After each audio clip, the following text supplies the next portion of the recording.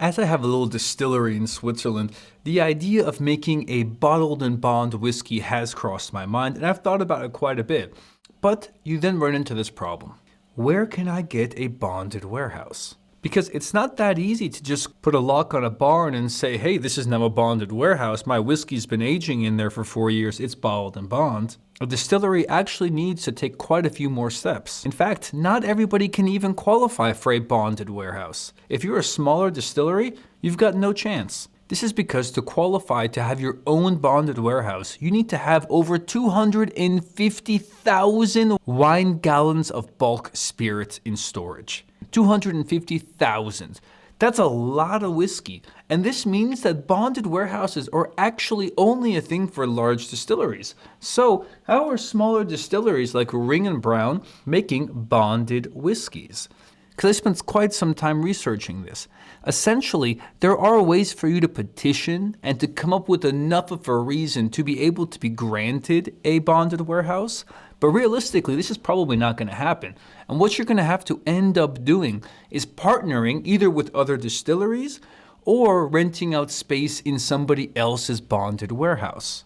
Nobody cares if your whiskey is aged and bonded in your warehouse. They're just interested that it's made in a bonded warehouse. And although it's not that easy to fill a spirit and just ship it to a bonded warehouse on its own, there are ways to do it, and there are some basic procedures that you need to take. As long as the whiskey is yours when you bring it and the whiskey is yours when you take it, that's perfect. But still, it's not that easy. So if you're a small distillery and you need to make some bottled and bond whiskey, the best thing you can probably do is partner with some other distillers in the area or find a local bonded warehouse, maybe for tobacco, for other goods, and put your spirit in there.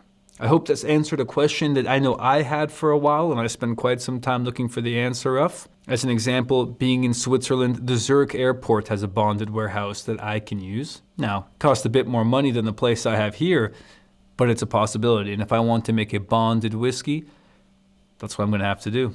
With that, cheers to you and your next bonded whiskey.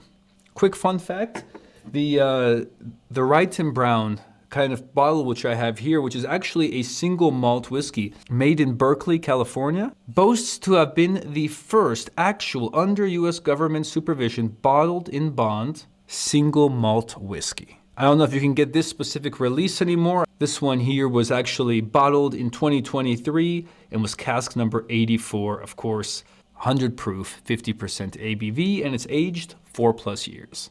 Cheers to you, and maybe your American single malt bonded whiskey. Bye now.